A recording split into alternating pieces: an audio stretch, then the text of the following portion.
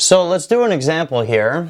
So with the three vectors x, y, and z, write each of these expressions below in terms of a, b, c, d, e, or f, and then draw the resultant vector. So to start this question off, notice first how each of these vectors, x, y, and z, they all have these endpoints, this a, b, c, d, e, f. So the vector x, we can also write as a, b, because the tail of the vector starts at a and the head of it is at b. Likewise, we could also write vector y as cd, and then we can write vector z as ef. So now let's work with these three scenarios that we got. So let's start with the first scenario, this x plus y. I'm going to start off by drawing the resultant vector first. So first I'm going to draw the x vector. So that would be here. And then to the head of the x vector, I'm going to attach the tail of the y vector. And the y vector goes this way.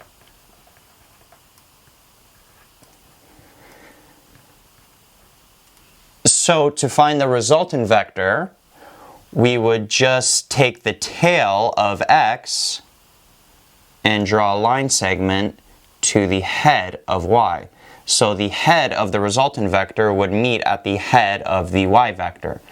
So this vector here is x plus y. Now we also have to take these expressions and write them in terms of a, b, c, d, e, or f. Now x plus y, notice how vector x, we know, as we said before, is also vector ab, and vector y is also vector cd. So we rewrote this scenario, this x plus y, in terms of a, b, c, and d. Vector AB plus vector CD. Now let's move on to the second scenario. We got vector y minus y. So this we can rewrite as y plus the negative vector y. We just took this negative and split it up into a positive and a negative. So y, the y vector, is just this horizontal vector here.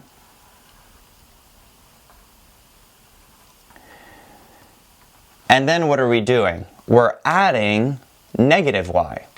And negative y is the opposite vector of y. And if you remember what an opposite vector is, it has the same magnitude, but it goes in the opposite direction. So if we attach the vector negative y to y, then we would just draw the same vector, but back towards the starting position. Alright, so y would go this way, and then negative y would go back, and we would be back to where we started. So the result of these we express as the zero vector. This is a 0 here, so this here is called the 0 vector. And it's just basically when we come back to our starting position. So there is no change in our position. Now, in terms of expressing it as C and D, so let's rewrite this. So y minus y. And we know that vector y is also the same as vector cd. So it would be cd minus vector cd. And then as we did up here, we can rewrite this as the negative vector as adding the opposite vector of cd. And since we have this negative here, the opposite vector would just have a tail at D and then a head at C, but it would still have that same magnitude. So we can rewrite this as adding vector DC. We just took this C and this D, and since it had a negative in front, meaning it was an opposite vector, we just switched the letters. So now the tail starts at D and the head is at C. And then when we add these two vectors, the D's in the middle would cancel out, so we would just be left with vector CC, which is the same as just ending up in the starting position, and that gives us the 0 vector.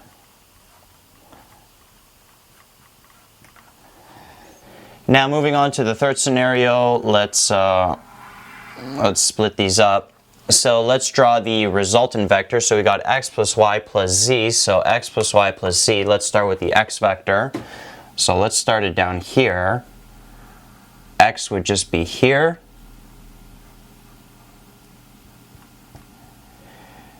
Plus y, which is like this, is just a horizontal vector.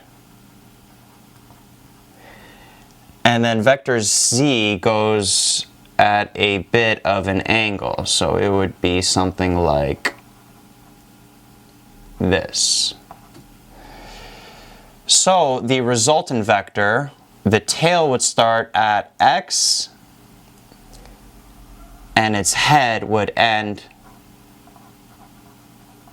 where z ends. These should be ending at the same point, so don't mind my drawing.